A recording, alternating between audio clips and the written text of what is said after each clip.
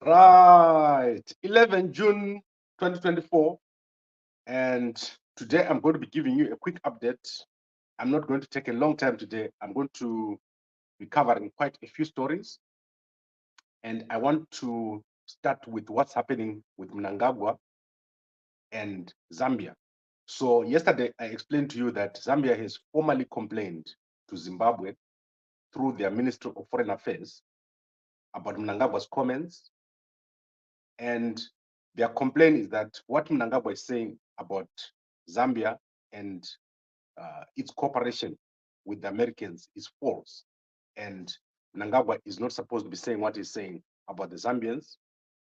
So Mnangagwa has not formally responded through the Ministry of Foreign Affairs, but George Charamba has responded, and other people around Mnangagwa have responded, and they've made even more claims about the relationship between Zambia, President Hakainde Hichilema, and the Americans, specifically to do with Africom. So they say that there's an Africom office in Zambia, and that office was not supposed to be there because there was an agreement in SADC that there must not be an Africom office in Zambia. However, and I want to give you what I've heard from my sources. This is actually not the real reason why Mnangagwa is going after Zambia. And according to my sources, there is an even bigger problem. Mnangagwa believes that there is a group of Zimbabweans based in Zambia who are plotting to perform or to execute a coup on him coming from Zambia. And this comes from some of his intelligence reports. And I'm speaking here from very knowledgeable people who have told me about the situation. So everything that you're seeing from Mnangagwa making all these allegations about Zambia, it's actually not about what he's talking about. He's trying to put President Hakainde Hichilema under pressure so that he puts him in a position where there will be a discussion about what he thinks is happening. So this is basically what you're seeing here. All this stuff about the Americans and the Africom office is actually not the real deal, because this is not a new thing. The Africom office is not new, and I don't think there is a big deal about having an Africom office here in Southern Africa. There are many bases, many military bases around the world, and especially around Africa. There are many embassies, and you don't necessarily know what happens inside an embassy of a foreign country. So Mnangagwa is just playing like a game. He's playing a game, and this whole thing about the cooperation between Zambia and Americans actually a decoy. So that is my understanding. He's basically trying to push the Zambians into a position where they'll sit down with him and he will question him over these allegations that there is a group of Zimbabweans that is working from Zambia, and these Zimbabweans are planning to do a coup or to remove him through a coup using Zambia as a base. So he believes that this group is operating from Zambia, and they're meeting over there, their meetings over there, and they eventually want to move into Zimbabwe from Zambia. But I don't believe it. I don't believe there's such an action on Mnangagwa. The biggest problem that Mnangagwa faces is not from external forces. And I want to explain a little bit about the disgruntlement among the military. So the top military in Zimbabwe, especially the top military bosses, they believe that the death of over 50 generals, so there are over 50 generals who died between 2021 and 2023, they believe that those deaths were not natural deaths. And there is actually a lot of generals that believe that an investigation must be carried out to understand what happened to the generals who died, or so the top generals who have died between 2021 and 2023. So there's a complex number of issues around the military in Zimbabwe, and many people in the military believe that they are being hunted, and therefore they're on high alert. So most of the generals currently are on high alert. So as far as Mnangagwa is concerned, his biggest threat is not from countries like Zambia, but it's actually internal, because people who are in high military positions don't feel safe. They don't feel that they are safe to operate. They don't feel that their lives are safe around Mnangagwa, and they believe that there is something else happening. So there's someone trying to eliminate them. So I want to clarify that all this drama that you're seeing has got nothing to do with the Zambians. It's actually Mnangagwa trying to shake the Zambians to see if he can weaken them, and if they can release some information, or if they can back off. So basically, that is what is happening. And I think that is our headline for today. I'm not going to say much more. These are very sensitive topics for me. I don't like talking about military because in those of money. But anyway, let's go to the news. So that was our headline. And you see this Zambia story, dying a natural death. This thing won't go far. It's going to eventually fizzle out. Zambia is now Zimbabwe's biggest trading partner. So as I showed you yesterday, the traffic traveling between Zimbabwe and Zambia is now more than the traffic traveling between Zimbabwe and Bedbridge.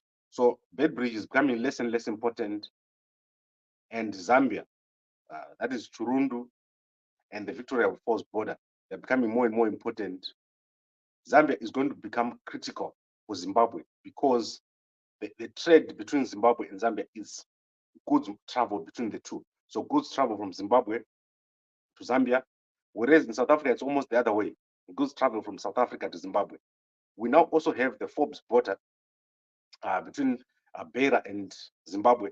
There's a lot of traffic over there. So Zimbabwe is becoming more like a center, or what to call a hub, where goods are traveling between Zimbabwe and Zambia. Zambia, a critical customer for Zimbabwean products.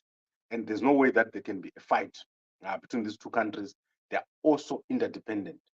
But Mnangagwa is right now trying to see if he can shake the Zambians, if he can make President Hakainde Hichilema stop working with whoever he thinks he's working with. So Mnangagwa is playing a game. The game that Mnangagwa is playing is to try to find out, or to go deeper into these allegations that is received from his intelligence reports.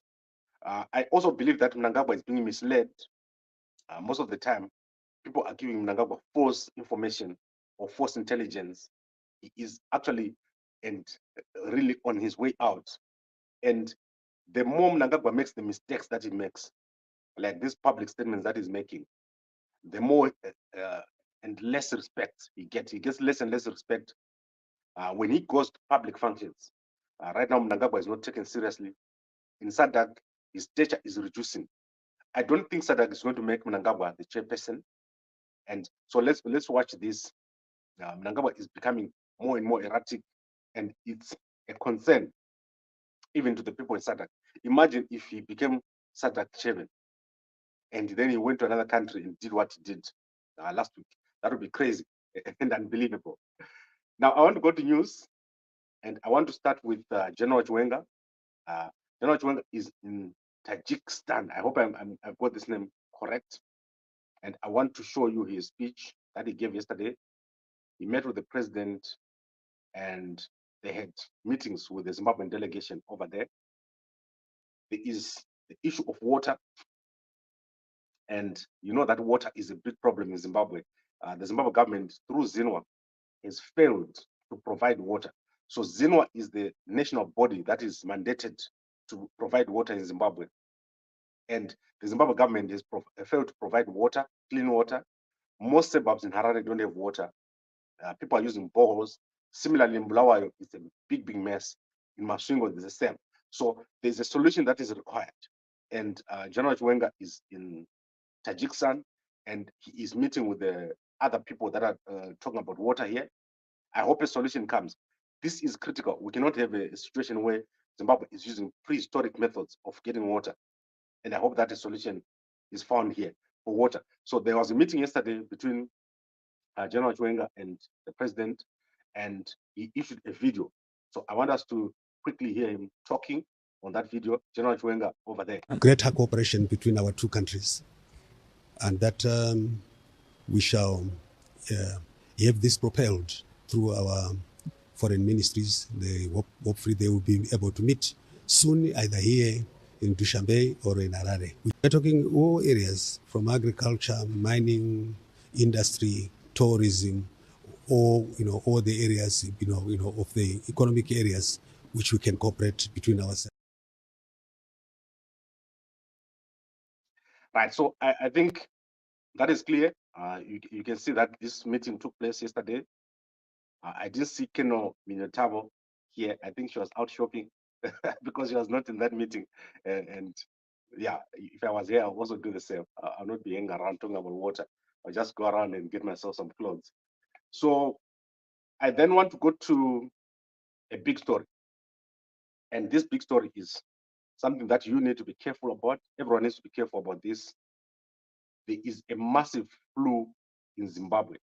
So let me show you, let me share what's happening here. And this is in the H Metro newspaper. There is a big reaction that is taking place from the Harare City Council. So there is a big flu that has hit Zimbabwe. And this big flu is resulting in many people getting sick. So many people are falling sick in Zimbabwe. And the Harare City Council has reacted by establishing what they call emergency clinics. So Harare has established emergency clinics, and you can go and see this story in the H Metro newspaper. There is massive concern because a large number of people have been sick. The cumulative figure of people that have fallen sick in Harare is over, let's see the total number here. There's a huge number of people that have gotten sick. So it says 91,439 people have been found sick with this bug. And this is Dr. Prosper Chonzi here. He is the head of the Harare City Council medical services or medical department. So let me see, City Health Services Director, Prosper Chonzi, urged residents to seek immediate medical attention if they experience flu-like symptoms. So let me tell you about Dr. Chonzi. So Dr. Chonzi, when I was going to the bank, he did my medicals when I was going to work at the bank. So that is just a sign. I think at that time he still had a surgery at Tungwiza. So I went over there to meet him. So anyway, what is being said here is that Dr. Chonzi is saying 91,000 people have been have suffered from this bug that is hitting Zimbabwe, and they're not sure what it is, but it's so strong. And as soon as you get you feel a flu, then you must immediately seek attention.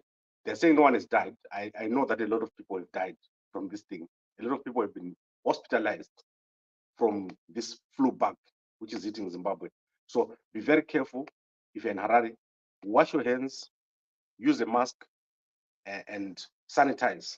Do not fall into the hands of the previous diseases that we've seen in the past. So this is very important. This is the most important story today. If you're in Harare, if you're in Zimbabwe, there is a massive flu which cannot be explained, which has affected over 91,000 people, and most of them has been hospitalized. In South Africa, schools have had to close. Some of the schools have told kids not to come to school, and some kids have actually been hospitalized. So this is a massive thing covering the whole of Southern Africa. It's not a joke. It's a very serious problem, and I do not know what is going to happen, but it's a very big problem. Then I want to go through a number of stories. Let's look at what is happening at the villas. You know that the villas that Mnangagwa is constructing near the Parliament building for SADC. So SADC has released the dates. So there's what is called Industrialization Week. It's going to take place between the 27th of July and the 2nd of August. And that meeting goes ahead of the SADC summit, which is going to be around the 17th and 19th of August when the presidents are in Zimbabwe. And that is during the time when we got the protest. So Mnangagwa has had to go to Switzerland, and this company here is called Mabetex. So I'm showing here the head office of Mabetex. Mabetex is going to be supplying precast concrete. I told you that concrete takes time to set. So what they've done is they're no longer going to be bringing concrete from Switzerland or making it on site. They are now making the concrete from Switzerland, and they are going to bring the blocks. So they're going to build using blocks, and they've now changed the plan. So Mnangagwa is no longer going to be building double story. Out of the 18 villas, 12 of them are now going to be single story. So there's not going to be a floor at the top. That is how he has done it. And then 5 are going to be double story. That is the ones that are going to be probably the ones that they can do in the short space of time that is left. And then there's going to be a conference hall over there at that place. And so this is how it's working. I don't think they're going to bring in 500 people from Switzerland. Mnangagwa does not have the money. And let's see if they complete this project. I don't think they're going to complete it. The road from Parliament to all the way to Harare, it's almost done. I'll show you the road tomorrow. It's almost done, but it doesn't have the side guardrails. It's not a high quality road. So it's an emergency firefighting situation that is taking place. If General Chiwenga had not gone over there that time when he forced these guys to move, this thing was not going to complete. So in terms of project management, Mnangagwa doing very, very badly. But to be honest, the situation around Mnangagwa is we just need Mnangagwa to step down. This whole thing that we have in Zimbabwe is a total mess. It needs someone new to fix. That is what needs to happen. Mnangagwa needs to step down so that people can fix. And the road I'm talking about is this road here. This road is now covered in asphalt. So they've covered this road, but it's not complete. I'll show you what has happened with the road. The big problem is here at Mbudzi. Everything is almost half done. Nothing is finished under Mnangagwa. And you can see this road is the same road that is in front of Parliament. Mnangagwa is not completing projects. And this is now something that had to be pushed by General Chiwenga, as I said, because Mnangagwa goes to a place. Remember, Mnangagwa went last month. He doesn't follow up. So he went there and then he went away. He doesn't come back to say, guys, I'm coming after a week here. What happens after a week is I want to come here and find this thing finished. He doesn't do that. He goes there with cameras and goes away. That's what he does with the projects. And people know this. People around Mnangagwa know he doesn't complete his projects. He doesn't do a thorough job. And it takes half an explanation. I always tell you, if you go to Mnangagwa and say, comrade, hakuna cement in Zimbabwe, he won't ask you, why musina cement? Those are the questions that someone must ask. Chichiri behind the problem. Why do we have that problem? Why do we have such bad roads that are being built? You saw the roads I showed you last week, the poor quality of the road. Why do we have that poor quality of road? And what can we do? So those are the questions that are not being asked by Mnangagwa. Then I want to go to some business news here. So this is Simbarashe Kaji of Westprop. Westprop is doing very, very well. They've had a profit of over, in fact, they have revenue of over 5 million over the last quarter, and they've declared a dividend of about 900,000.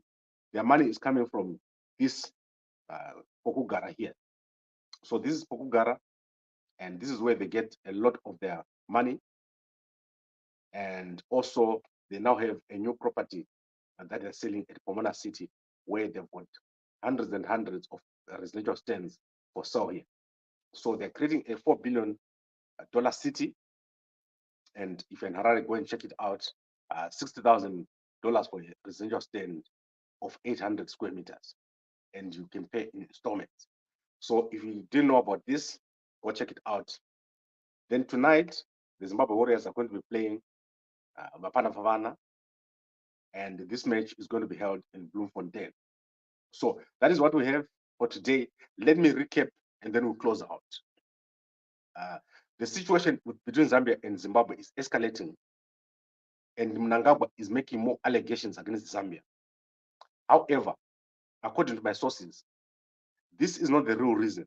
That Africom thing that he's talking about is not the real reason. Mnangagwa is trying to deal with an intelligence report which says that there's a group of Zimbabweans who are plotting to stage a coup from Zambia. That is why Mnangagwa is making all that noise. He's trying to smoke out the guys that he think are going to be operating from Zambia.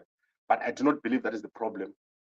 I believe the problem is actually in Zimbabwe, where the army generals are concerned about the death of over 50 generals between 2021 and 2023.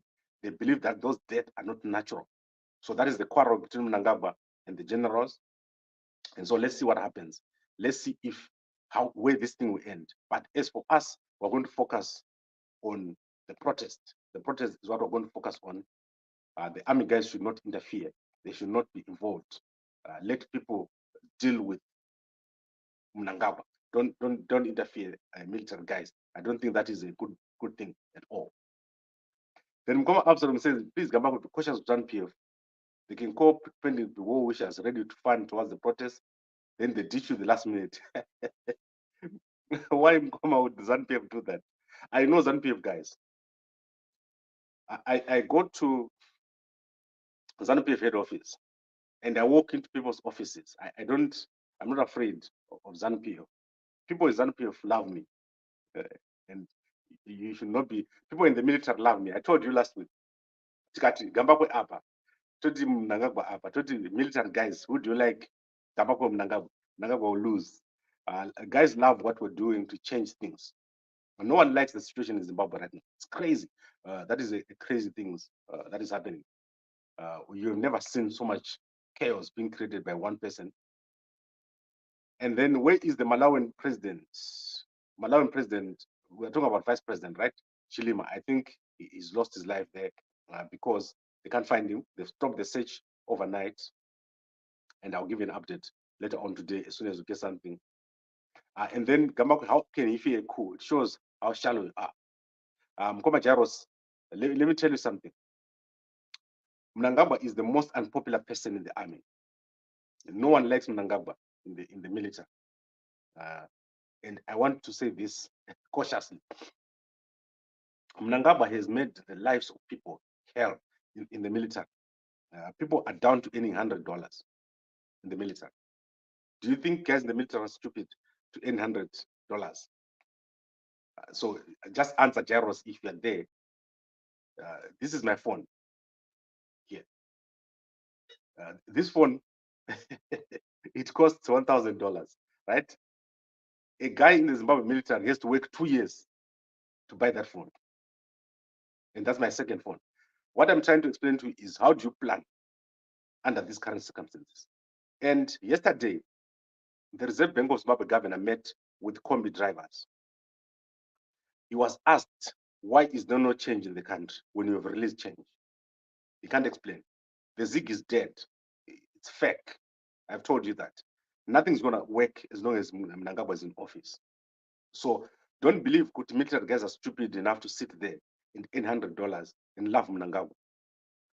Mnangagwa is the most vulnerable person right now. And by the end of August, Mnangagwa was out of office after the protest. No one wants Mnangagwa to be in office. He is a liability and is not capable. So I'm explaining this to you so that you understand. And I do not have any apologies to make for this. Everyone knows Mnangagwa needs to go so that things can get better. Things won't get better as long as Mnangagwa is in office. So that is the point that we're trying to make here. So I would like to end this here. I'll be back in the evening. Thank you very much to the guys who have sent money overnight.